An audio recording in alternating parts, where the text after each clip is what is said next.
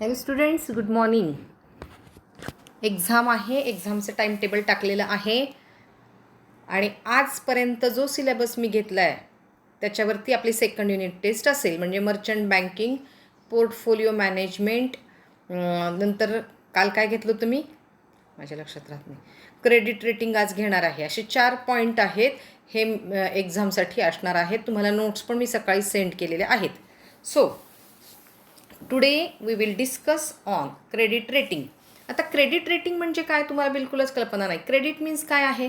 आपण काय घेतो क्रेडिटवरती, सेल म्हणजे उधारीवर सेल, बरोबर. मग ह्या तुमची जी क्रेडिट देण्याची किंवा तुम्हाला उधार जे आपण म्हणतो, आपण मराठीमध्ये क्रेडिट म्हणजे शक्यतो उधार असं घेतो. तर हे मिळवण्यासाठीचे जे काही रेटिंग आहे, पात्रता आहे, ते आहे. आता एक साधारण सांगते. Credit rating are determined by credit rating agencies. बघा, हे काय आहे की क्रेडिट रेटिंग करतं कोण? तर ह्या एजन्सीज असतात. कोणकोणत्या असतात ते मी तुम्हाला सांगणारच आहे डिटेलमध्ये.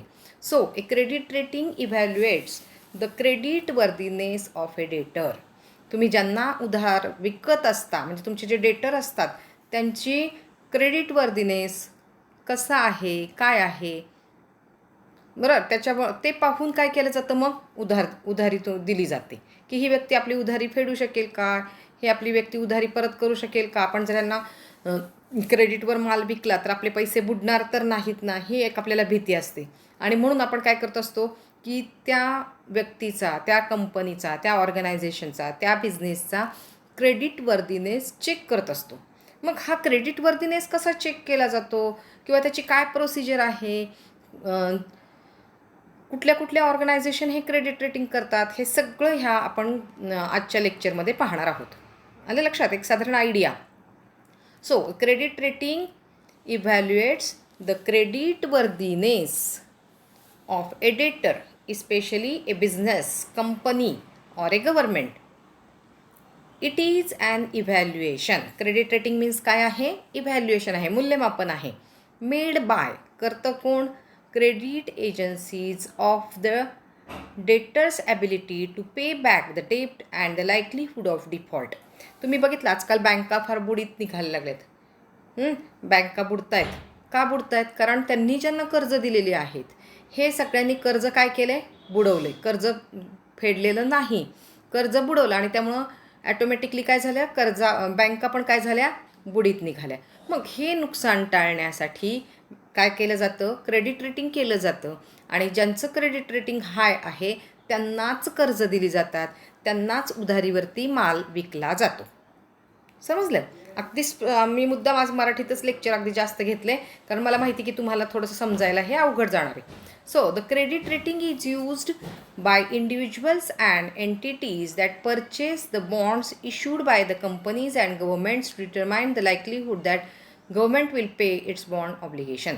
गव्हर्नमेंटचं सुद्धा क्रेडिट रेटिंग केलं जातं की कोणतं गव्हर्नमेंट आहे, की यांनी किती दिवसांमध्ये कर्ज फेडलेलं आहे, लोन फेडण्याची त्यांची पात्रता काय आहे, त्यांनी किती हप्ते बुडवलेले आहेत, वगैरे वगैरे.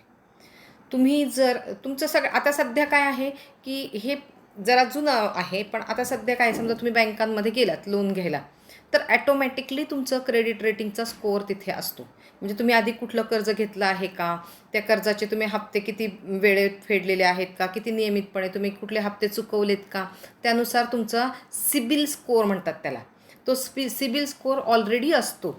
आणि मग तो पाहूनच बँका काय करतात की तुम्हाला लोन सँक्शन करत असतात, बरोबर. So a poor credit rating indicates a credit rating agencies opinion that the company or government has a high risk of defaulting.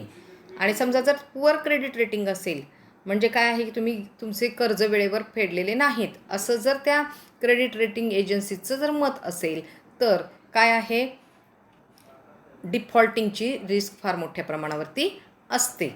म्हणजे काय? तुम्ही डिफॉल्टर लिस्टमध्ये जाऊ शकता.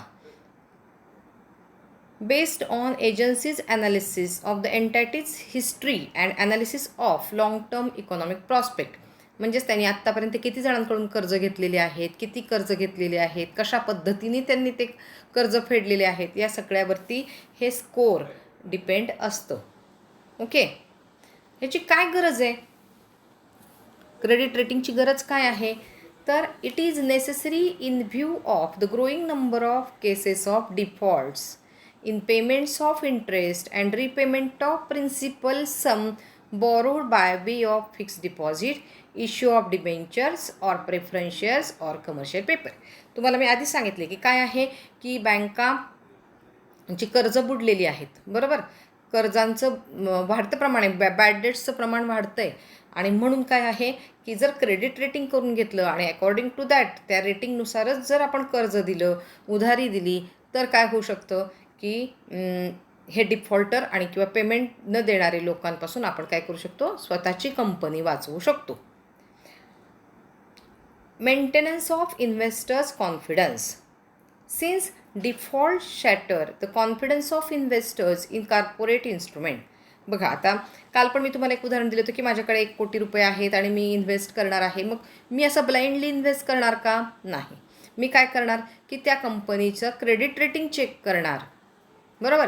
क्रेडिट रेटिंग जर हाय असेल म्हणजे काय आहे की या कंपनीने घेतलेले डिबेंचर्स, या कंपनीने सेल केलेले बॉन्ड्स किंवा या कंपनीने घेतलेलं लोन वेळच्या वेळी परत केलेलं आहे, म्हणजे काय आहे, कंपनीची आर्थिक स्थिती उत्तम आहे, कंपनीची फायनान्शियल पोझिशन चांगली आहे, आणि मग मला कॉन्फिडन्स येईल आणि मी काय करेन की त्या कंपनीमध्ये इन्व्हेस्टमेंट करेन जर क्रेडिट रेटिंग हाय असेल तर.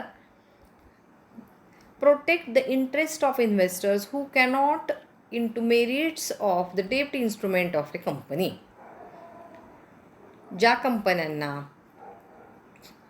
म्हणजे अशा इन्व्हेस्टरचं आपण लक्ष देणार आहोत किंवा हित जपणार आहोत की जे काय आहेत की डेप्ट घेत नाही आहेत, तर काय आहेत, इक्विटी शेअर्स घेत आहेत. अशा लोकांना काय असतं की क्रेडिट रेटिंग फार महत्त्वाचं असतं. Motivate savers to invest in industry and trade.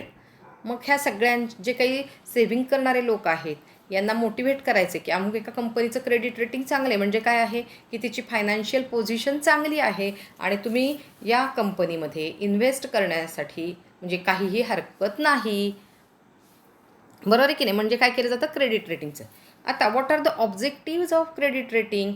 The main objective is to provide superior and low cost information to investors for taking a decision regarding trade-off, but it also helps to market participant in the following ways. सगळ्यात महत्त्वाचा उद्देश काय आहे की इन्व्हेस्टर्सना कमी किमतीमध्ये काय करायचं आहे, इन्फॉर्मेशन प्रोव्हाइड करायचे. कसली इन्फॉर्मेशन प्रोव्हाइड करायची आहे की तुम्ही या कंपनीमध्ये इन्व्हेस्ट करा आणि त्यांचा रिटर्न चांगला आहे, रिस्क त्यांची काय आहे, त्यांच्या कंपनीमध्ये रिस्क कमी आहे, तुम्हाला रिटर्न मात्र काय आहेत, प्रॉपर मिळणार आहेत. It improves a healthy discipline on borrowers. आणि मग जे बॉरोअर्स आहेत यांना पण एक धाक राहतो की येस आपलं क्रेडिट रेटिंग घसरता कामा नाही, नाहीतर आपल्याला कोणी लोन देणार नाही, बरोबर आहे की नाही. जर आपण वेळच्या वेळी जर कर्ज फेडलं नाही तर आपोआप काय होतं आहे, क्रेडिट रेटिंगचा रेट हा पुअर होतो, आणि पुअर क्रेडिट रेटिंग असेल तर आपल्या ऑर्गनायझेशनचे, आपल्या कंपनीचे बॉन्ड्स, इक्विटी शेअर्स, स्टॉक्स कोणीही खरेदी करणार नाहीत, आणि मग तो काय करतो की हेल्दी डिसिप्लिन मेंटेन करतो, वेळच्या वेळी असणारे लोन काय करत असतो, परत देत असतो किंवा फेडत असतो किंवा पेमेंट करत असतो. Then lends greater credence to financial and other representation. म्हणजे बाकीच्यांना पण काय आहे की फायनान्शियल क्रेडन्स इथे काय होते, मेंटेन होत असते. Then facilitates formulation of public guidelines on institutional investment. आता ह्या ज्या वेगवेगळ्या इन्स्टिट्यूशनल इन्व्हेस्टमेंट आहेत, ICICI आहे, IDBI आहे, SEDB आहे, तर यांना काय आहे की गाईडलाईन पुरवल्या जाते. म्हणजे अमुक एक क्रेडिट रेटिंग असेल तर तुम्ही काय करू शकता, त्यांना लोन प्रोव्हाइड करू शकता. मग क्रेडिट पुढे येणार आहे तुम्हाला की क्रेडिट रेटिंगचे काय काय आहेत प्रकार, कोणकोणते आहेत, सगळं सांगणार आहे. तर हे काय होतं की इन्फॉर्मेशन प्रोव्हाइड केली जाते. Then helps merchant bankers, brokers, regulatory authorities etcetera in discharging their functions related to डेप्ट इश्यू. किती कर्ज द्यायचं आहे, कोणत्या पद्धतीने द्यायचं आहे, किती इन्स्टॉलमेंटमध्ये लोन द्यायचं आहे, या सगळ्यासाठीची जी गाईडलाईन आहे ही गाईडलाईन मिळते. कुणाला? मर्चंट बँकर्सना, जे रेग्युलेटरी ऑथॉरिटीज म्हणजे RBI आहे, सेबी आहे, यांना काय होतं की एक गाईडलाईन मिळते की किती क्रेडिट रेटिंग असल्यानंतर कितीपर्यंत लोन द्यायचं आहे. Then it encourages greater information disclosure, better accounting standards and improved financial information. आणि हे सगळा डेटा रेडी होत असल्यामुळे की त्या इन्व्हेस्टरची किंवा त्या ऑर्गनायझेशनची सगळी इन्फॉर्मेशन, त्यांच्या लोनची इन्फॉर्मेशन, त्यांच्या सेविंगची इन्फॉर्मेशन, त्यांचं लोन पेमेंटची इन्फॉर्मेशन सगळी कलेक्टिवली गॅदर होत असल्यामुळे काय आहे की फायनान्शियल इन्फॉर्मेशनमध्ये इम्प्रूव्हमेंट होते. मे reduce interest cost for highly rated companies. बघा, ज्या हायली रेटेड कंपन्या आहेत म्हणजे काय आहे की क्रेडिट रेटिंग ज्यांचं हाय आहे अशांचा इंटरेस्ट रेट मे काय होऊ शकतो? रिड्यूस होऊ शकतो. देन ॲक्ट ॲज ए मार्केटिंग टूल. मार्केटिंग करण्याचं हे फार महत्त्वाचं इम्पॉर्टंट असं टूल आहे. आता बघा कोणकोणते क्रेडिट रेटिंग्ज आहेत. What are the different types of ratings. First आहे सॉव्हर्जियन क्रेडिट रेटिंग. बघा हे एक प्रकारचं क्रेडिट रेटिंग आहे. काय आहे हे? A sovereign credit rating is the credit rating of a sovereign entity. म्हणजेच काय की नॅशनल गव्हर्नमेंट जे आहे त्या नॅशनल गव्हर्नमेंट म्हणजे नॅशनल गव्हर्नमेंटचं जे क्रेडिट रेटिंग होतं त्याला काय म्हणायचं? Sovereign credit rating. Indicates the risk level of investing environment of a country. पूर्ण देशाचीच इन्व्हेस्टमेंट करण्यासाठीची म्हणजे बघा बाकीचे जे आता आपण समजा भारताचं आहे क्रेडिट रेटिंग करणार आहे भारत सरकारचं, ते कुणाला उपयुक्त आहे की जे बाहेरचे देश आहेत जे आपल्या देशामध्ये इन्व्हेस्टमेंट करू इच्छितात ते काय करणार आहे? या पद्धतीचं क्रेडिट रेटिंग चेक करणार आहे. लक्षात आलं की भारताचं क्रेडिट रेटिंग कसं आहे, काय आहे इंडियाची परिस्थिती, इंडियाने आजपर्यंत किती लोन घेतलेले आहेत, कशा पद्धतीने ते पेमेंट केलेलं आहे लोनचं, त्यांचा स्कोअर काय आहे, हे सगळं जर पाहायचं असेल तर त्यांच्यासाठी कोणतं क्रेडिट रेटिंग यूज केलं जातं? Sovereign credit rating. It takes political risk into account. आणि मग ह्याच्यामध्ये काय आहे? पॉलिटिकल रिस्क विचारात घेतली जाते. Then another type of rating is short term rating. Name indicates. बरोबर आहे की नाही? नावच सांगतं काय आहे. It is a short term rating is probability factor of an individual going in to default within a year. एका वर्षाच्या आत फक्त काय आहे ते क्रेडिट रेटिंग सांगितलं जातं. This is in contrast to long term rating which is evaluated over a long term time frame. In the past, institutional investors preferred to consider long-term rating. Nowadays, short-term rating are commonly used. एका वर्षाचं तुम्ही credit rating करून घ्या असं म्हटलं जातं की गेल्या वर्षभरात आम्ही किती लोन घेतले आणि त्याचं पेमेंट आम्ही कसं केलं हे जर पाहायचं असेल तर त्यासाठी काय केलं जातं? शॉर्ट टर्म रेटिंग यूज केलं जातं. Then corporate credit rating. Corporate सेक्टरचं जे काही क्रेडिट रेटिंग केलं जातं that is known as corporate credit rating. The credit rating of a corporation is a financial indicator to potential investors of debt securities such as bonds. Bond जर खरेदी करायचे असतील किंवा बॉन्ड जर विकायचे असतील तर काय आहे? या पद्धतीचं क्रेडिट रेटिंग चेक केलं जातं. Credit rating is usually of a financial instrument such as bond rather than the whole corporation and have later designations. बघा आता कुठल्या कुठल्या प्रकारचे क्रेडिट रेटिंग असतात? Such as ABC. The standard and poor rating scale is as follows. बघा आता ए फक्त एमध्ये ए नसतं तर काय असतं त्याच्यामध्ये AAA म्हणजे खूप चांगलं नंबर 1 क्रेडिट रेटिंग. ह्या कंपनीमध्ये इन्व्हेस्टमेंट करायला काहीही हरकत नाही. काय म्हणायचं? AAA. Then A++, AA+, then AA, मग AA-, A+, A, अशा पद्धतीचं हे ग्रेडिंग असतं. ठीक आहे. Then BBB+, BBB, BB+, BB, BB-, B+, B+, B-. म्हणजे B- मध्ये तुम्ही बिलकुल इन्व्हेस्टमेंट करायची नाही किंवा एखाद्या व्यक्तीचं B- असेल तर त्याला काय आहे की तुम्ही लोन देऊ नका, त्याला उधारीवरती माल विकू नका. तसंच CC, CCC+, CCC-, CCCD anything lower than a BBB minus rating is considered a speculative to junk or junk bond. ज्यांचं बघा BBB मायनसपेक्षा म्हणजे पुढचे जर सी आहे की नाही, तर हे जर असेल तर ते तिथं तुम्ही जर कर्ज दिलं किंवा तुम्ही जर काही उधार विक्री केली तर ती काय असणार आहे, स्पेक्युलेटिव्ह. सॉरी आहे दाखवायचं राहिलं. स्पेक्युलेटिव्ह म्हणजेच काय की तुम्ही तुमच्या जबाबदारीवर तुमच्या ओन रिस्कवरती तुम्ही त्यांना काय करू शकता, कर्ज देऊ शकता, लोन देऊ शकता. Then what are the benefits of credit rating.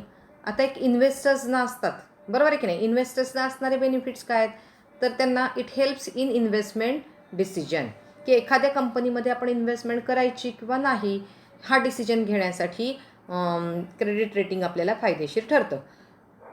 कारण त्या कंपनीची क्रेडिबिलिटी आपल्या लक्षात येते, बरोबर. Higher the rating the more will be the willingness to invest. A+, AAA असं जर रेटिंग असेल तर तिथं आपण काय करू शकतो, इन्व्हेस्टमेंट अगदी मोकळ्या मनाने करू शकतो. कारण आपली इन्व्हेस्टमेंट तिथे आपल्याला चांगले रिटर्न्स मिळतील आणि आपली इन्व्हेस्टमेंट वाया जाणार नाही, बुडणार नाही, आपल्याला पैसे परत मिळतील, बरोबर. Next, benefits of rating review. एखाद्या पर्टिक्युलर इन्स्ट्रुमेंटला म्हणजे फक्त डिबेंचरसाठी, फक्त शेअर्ससाठी, फक्त बॉन्डसाठी असं रेटिंग केलेलं असतं. So present investors can decide whether to keep the instrument or sell it. मग एखाद्या कंपनीने, समजा मीच तुम्हाला म्हणते की मी एखाद्याचे डिबेंचर्स घेतलेले आहेत, मग ह्या डिबेंचर्स मी विकायचे का त्या कंपनीतले, का ते राहू दे, आणखी तिथे ग्रोथ आहे, हे यासारखे डिसिजन घेण्यासाठी सुद्धा आपल्याला क्रेडिट रेटिंग काय आहे, उपयोगी पडतं. आता बघा, इफ द इन्स्ट्रुमेंट इज डाऊनग्रेडेड, ते डिबेंचर मला डाऊनग्रेडेड दिसत आहेत, मग मी काय करेन की ते विकायचे ठरवणार, बरोबर. आणि जर काय आहे की अपग्रेडेड दिसले तर मी काय करेन की ते इन्स्ट्रुमेंट मी तसंच ठेवेन अजून 1 वर्ष 2 वर्ष, कारण मला त्याची चांगली प्राईस मिळेल, त्याच्यावरती चांगलं इंटरेस्ट मिळेल. Then assurance of safety. आपल्याला काय मिळू शकतं की आपली इन्व्हेस्टमेंट काय आहे, ज्या कंपन्यांचं क्रेडिट रेटिंग हाय आहे त्यांच्यामध्ये काय आहे की आपल्याला सेफ्टी आहे, आपली इन्व्हेस्टमेंट सेफ आहे, इथे आपली डिसिप्लिन मेंटेन केली जाते, हेल्दी फायनान्शियल सिस्टीम आहे हे आपल्या लक्षात येतं आणि आपल्याला एक ॲश्युरन्स मिळतो. Then easy understandability of investment proposal. Symbols असतात, तुम्हाला सांगितलं मी आत्ता काय सिम्बॉल्स असतात. AAA, बरोबर, म्हणजे काय आहे, एकदम सेफ आहे, बरोबर. आणि जर D असेल तर काय आहे की डिफॉल्ट, म्हणजे काय आहे, इथे तुम्ही इन्व्हेस्टमेंट करू नका. म्हणजे हे सोपे सोपे सिम्बॉलद्वारे आपल्याला काय होतं की इन्व्हेस्टमेंट प्रपोजल चेक करणं सोपं जातं आणि इन्व्हेस्टमेंट करणं पण सोपं जातं. Then choice of instrument. मग पर्टिक्युलर इन्स्ट्रुमेंटला मी तुम्हाला सांगितलं आत्ता केलेलं असतं आणि मग मेनी अल्टरनेटिव्ज अवेलेबल, आणि मग हे this choice depends upon the safety or risk of the instrument. मग हे जे इक्विटी शेअर्स किंवा प्रेफरन्स शेअर्स किंवा बॉन्ड्स हे सेफ आहेत का रिस्की आहेत हे आपल्याला ह्या ए किंवा B किंवा C या ग्रेडवरून लक्षात येतं. Then it saves investors time and effort. आपण जर इंडिव्हिज्युअली हे चेक करायचं म्हटलं तर आपल्याला त्यांची बॅलन्स शीट चेक करावं लागेल, आपल्याला कॅल्क्युलेशन करावे लागतील आणि आपल्याला खूप वेळ लागेल आणि एफर्ट्स, आणि आपल्याकडे तेवढं नॉलेज पण नसतं. म्हणजे हे या क्रेडिट रेटिंगमुळं काय आहे की इन्व्हेस्टर्सचे टाईम आणि एफर्ट्स हे सेव्ह होतात. आता कंपन्यांना कोणता फायदा होतो, improve corporate image. Credit rating करून घेतलेलं आहे, सोपं आहे, आणि मग काय होतं की कॉर्पोरेट इमेज इम्प्रूव्ह होते आणि याच्यामुळं काय होतं की इन्व्हेस्टर्समध्ये, डेटर्समध्ये, क्रेडिटर्समध्ये एक कॉन्फिडन्स बिल्ड होतो, ट्रस्ट बिल्ड होतो. या कंपनीशी आपण काम करायला, कंपनीबरोबर काम करायला आपण काही हरकत नाही, इथे हेल्दी फायनान्शियल प्रॅक्टिसेस आहेत, असा एक कॉन्फिडन्स येतो आणि आपली एक चांगली इमेज तयार होते. Then lower cost of borrowing. काय होतं, कशा लोअर कॉस्ट होते, बरोबर. कशी लोअर कॉस्ट होते, तर high rating will enable the company to offer low interest on fixed deposit. आधी 8%, 10% फिक्स्ड डिपॉझिट देत होते आपण, आता 5%, 4% देत आहेत. पण काय आहे, सेफ आहे आपले डिपॉझिट, इथे ही कंपनी चांगली आहे, आपली इन्व्हेस्टमेंट इथे सेफ आहे असं म्हटलं की लोक काय करतात की इथे पैसे इन्व्हेस्ट करतात. आणि आपण कमी रेट जरी दिला असला तरी पण काय आहे की आपल्याला त्याच्यामुळे कॉस्ट ऑफ बॉरोईंग ही लो होते. Then wider audience for borrowing.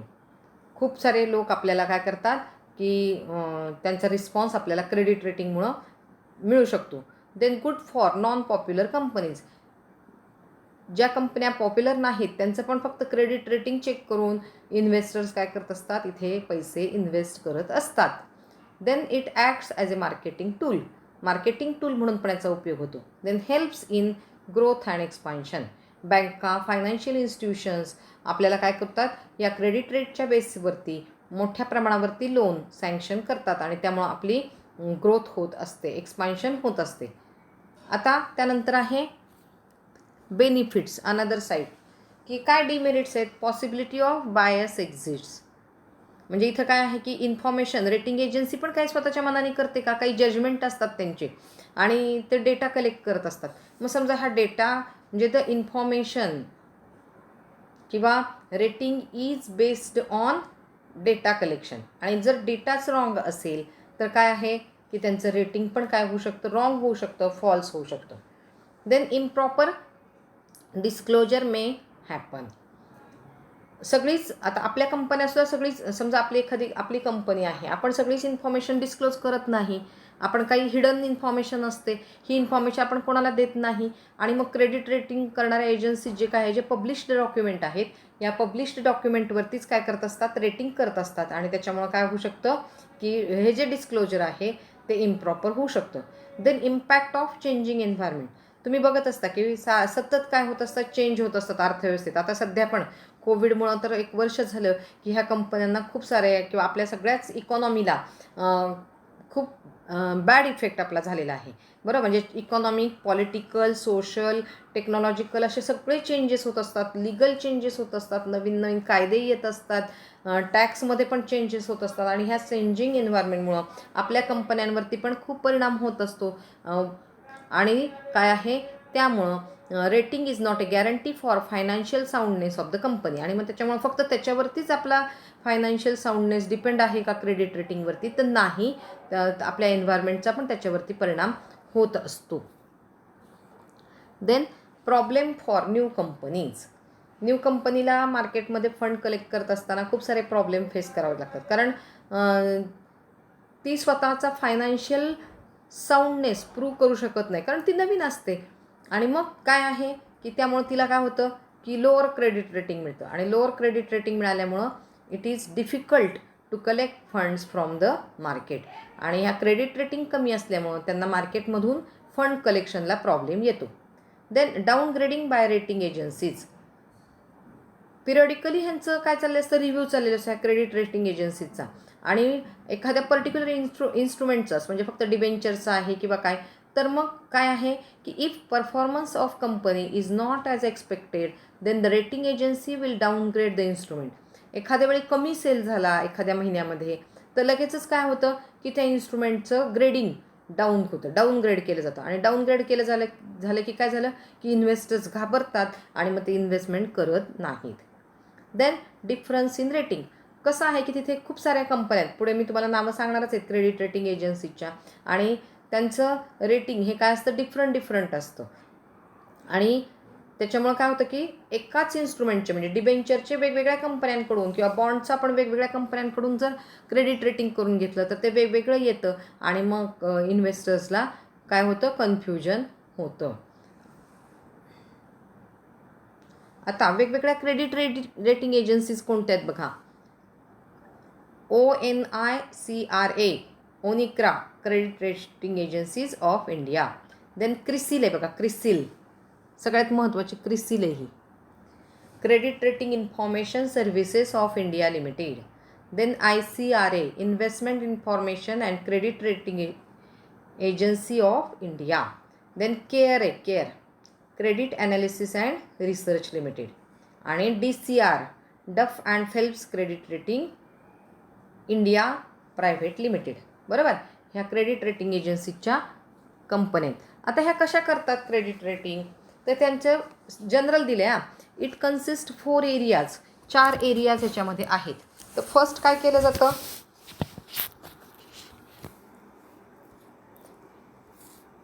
Business analysis. Business analysis म्हणजे काय केलं जातं? It covers an analysis of industry risk, market position in the country, operating efficiency of the company and legal position. म्हणजे एका बिझनेसचं जर करायचं असेल तर इंडस्ट्रीची रिस्क किती आहे, मार्केटमध्ये पोझिशन काय आहे कंट्रीमधल्या, त्यांची ऑपरेटिंग इफिशियन्सी काय आहे, त्यांची लिगल पोझिशन काय आहे, त्यांच्यावरती कोणते खटले दावे तर लावलेले नाहीत ना, हे पाहिलं जातं आणि त्याला म्हणायचं business analysis. Then second, financial analysis. तर फायनान्शियल ॲनालिसिसमध्ये काय केलं जातं की अकाउंटिंग क्वालिटी काय आहे, त्यांची अर्निंग प्रोटेक्शन काय आहे, कॅश फ्लो ॲडेक्वसी किती आहे, फायनान्शियल फ्लेक्झिबिलिटी काय आहे, ह्या सगळ्याचा स्टडी केला जातो आणि फायनान्शियल ॲनालिसिस केलं जातं. Then management evaluation. मग study of track record of management capacity to overcome adverse situation. एखाद्या वेळी रेसेशन असेल, मंदी असेल, आता या कोविडच्या सिच्युएशनमध्ये त्यांनी काय प्रॉब्लेम कसे फेस केले हे पाहिलं जातं. म्हणजे एक्झाम्पल दिलं मी तुम्हाला, किंवा एखाद्या वेळी पूर आलेला आहे, सुनामी आलेली आहे, दुष्काळ पडलेला आहे, अशा परिस्थितीमध्ये कंपनीने कसं मॅनेज केलं हे पाहिलं जातं. कंपनीचे गोल्स कोणते आहेत, फिलॉसॉफी काय आहे, स्ट्रॅटेजी काय आहे, याचा स्टडी करून रेटिंग केलं जातं. Then fundamental analysis.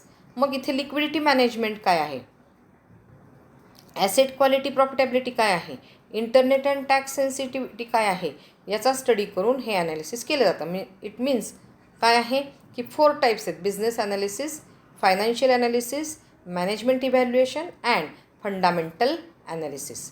Then what are the steps. मग आता ह्या कुठल्या कुठल्या स्टेपनी काय काम करते, तर फर्स्ट आहे की इन्फॉर्मेशन इज कलेक्टेड. पहिल्यांदा सगळा डेटा कलेक्ट केला जातो and then analysed by team of professionals. Professional लोक असतात आणि त्यांच्याकडून त्याचं ॲनालिसिस केलं जातं. If necessary, meetings with top management suppliers and dealers and visit to the plant of proposed sites are arranged to collect additional data. मग त्या कंपनीच्या टॉप मॅनेजमेंटबरोबर, डायरेक्टरबरोबर मीटिंग अरेंज केली जाते, प्लांट व्हिजिट केली जाते आणि काही ॲडिशनल डेटा जर रिक्वायर असेल तर तो कलेक्ट केला जातो. This team of professional submit their recommendations to the rating committee.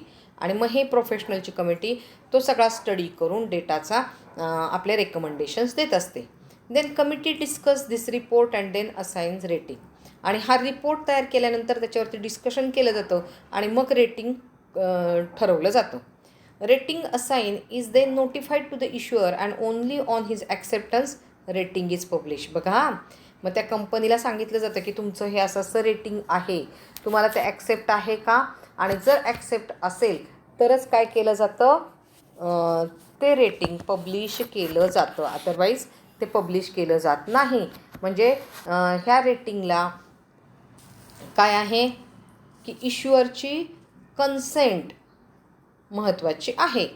तुम्ही जर म्हटलं की नाही नाही आमचं रेटिंग आम्ही खूप चांगलं आहे, आमचे फायनान्शियल पोझिशन आमची खूप चांगली आहे आणि तुम्ही केलेलं क्रेडिट रेटिंग आम्हाला मान्य नाही, तर काय केलं जाईल, पुन्हा काम केलं जाईल. ॲश्युअर्स कॉन्फिडेन्शियलिटी ऑफ इन्फॉर्मेशन. आणि ह्या क्रेडिट रेटिंग एजन्सीचं काय असतं की आम्ही तुम्ही दिलेली सगळी इन्फॉर्मेशन, तुमचा सगळा डेटा आम्ही हा कॉन्फिडेन्शियल ठेवू, याबद्दल ॲश्युरन्स दिला जातो. Once the issuer decided to use and publish the rating, agency has to continuously monitor it over the entire life of instrument called surveillance. आणि जर एकदा इश्युअरने डिसाईड केलं की येस तुम्ही केलेलं क्रेडिट रेटिंग आम्हाला मान्य आहे आणि ते पब्लिश करायला हरकत नाही, तर मग काय होतं की हे कंटिन्युअस मॉनिटरिंग ह्या क्रेडिट रेटिंग एजन्सीचं तुमच्या ऑर्गनायझेशनवरती राहतं. असं वाटतं की क्रेडिट रेटिंग तुम्हाला बऱ्यापैकी लक्षात आलं असेल आणि एक्झामला हा पार्ट असल्यामुळं तुम्ही त्याचा अभ्यास करा आणि क्वेश्चन पेपर सॉल्व करा. All the best. Bye bye.